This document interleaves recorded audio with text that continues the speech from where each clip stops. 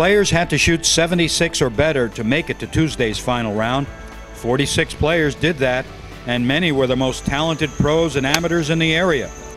2 pros and an amateur led the tournament with 3 under par 69s. The amateur was Adam Kugler, and this was his home course, and he knew very well whom he was up against. They got a lot more talent than I do. What are you talking about? Oh, come on. You gotta be talking about. Look at all the names up there. They're all great players, and they're all been there in the money for many years. I'm only here because I know this course. Gary Ostrega of the Hyatt Hills Golf Complex was paired in the final twosome with Adam. Well, you know, if I'm in the final group, you know, that means I'm playing well. So I'm not going to change nothing. Everything's the same. You know, I think that's a good strategy, so I'll stick with that. Quaker Ridge's Rick Verschure was the other first-round leader, working on his game just before tee-off time. Putted pretty well yesterday, sir. I did. I think that was my chief asset yesterday. But I heard you say that you really didn't hit the ball that well. I didn't drive the ball very well. Yeah, you're kind of able to put your driver away a little bit on this course and use the 3-woods. Playing with Rick was a 2-time winner of this event, Darrell Kestner of Deepdale, only a shot behind at 2 under par 70.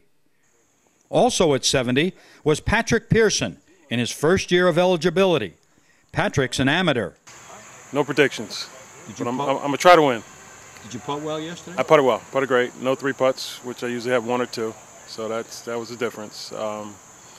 Didn't make a lot of putts, but I didn't miss, I didn't miss anything that I should have made. 2-time winner Bobby Hines was also in the hunt. Bob won this event in 2008 and 2009, and he was only 3 shots back. Danny Z, as he's known, otherwise Danny Zaboyan, but Danny and I have been buddies for about 30 years. So my game's not been sharp, so I just called him up, said, hey, come on over, take a look, see what you see. We threw some ideas around, and apparently a couple of them stuck for a day. Now today we'll see if they stick again. 18 players were within 4 shots of the 3 co-leaders. Well-known names, familiar to those who follow tournament golf in the tri-state area. Well, Adam Kugler may have been a bit modest in his pre-round statement. I think most players would agree that although you may know a course much better than a competitor, you still must hit it where you know it should be hit. And Adam came out hitting it pretty well with birdies on the first hole. And then on the third.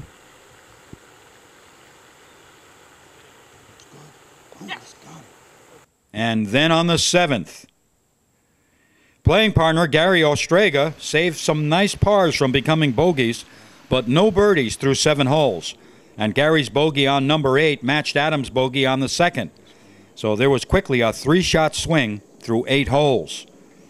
Playing in the group ahead, Darrell Kestner birdied the 2nd here, and also birdied the 8th hole. And with a bogey on 6, he had moved to 3 under par, and that was 2 shots behind Adam Kugler. The final group then came to the 539-yard par 5 9th, and both men were on in 2, putting for eagles. Gary putted first, and he must have been close to 60 feet from the hole. Nice lag putt there by Gary. After Gary's birdie to get him back to even par for the day and 3 under for the tournament, watch this. Look at this guy putt, ladies and gentlemen. What a putter. Eagle on the 9th by Adam. Eagle 3. He is hot. Adam Kugler had shot 32 on the front 9 and now was 7 under par for the tournament. The question was, could he be caught? Imagine birdieing a hole and then falling farther behind. That's what happened to Darrell Kestner and the rest of the players who birdied the 9th.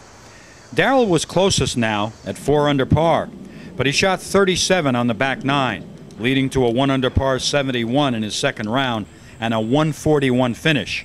And that's 3 under par for the tournament. If outstanding pro Frank Esposito had a lower first round, it may have been different. Here's a nice birdie by Frank on the par 4 15th. Frank's brilliant 4 under par 68 also placed him at 141. Adam Kugler's playing partner, Gary Ostrega, hung in there. Watch this long birdie putt that he dropped on the 12th. And he's got it. Gary finished at 142 after a 2nd round 73. George Zaringer III was also at 142 after a nice second round 2-under par 70. Rick Verschoor shot 74 in the final round, and coupled with his first round 69, left him at 143, along with Sleepy Hollow professional David Young, who went 71-72, also at 143.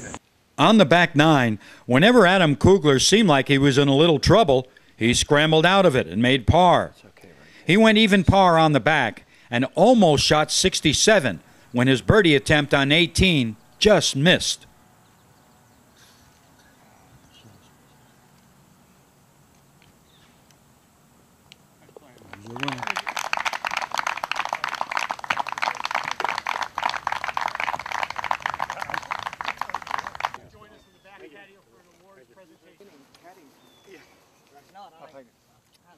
I didn't give myself much of a chance, you know, given the quality of the players here. I hit the ball much better yesterday. Today I putted better. You know, I made a lot of putts today. Yesterday I didn't make many putts and I hit the ball very well. What about that eagle on, was it 9? 9, yeah, that's huge, huge. You know, I hit 2 great shots into the green. I still had a hard putt, it was just a lag. I was just trying to get down in 2, and it dropped. Well, Adam might call it luck. He might call it superior home course knowledge. But his 7-under par 137 total was 4 shots better than anyone else's, amateur or pro. And he becomes only the second amateur to win this championship. Adam Kugler wins the 18th MGA Senior Open Championship. So long from the gorgeous Alpine Country Club in Demarest, New Jersey.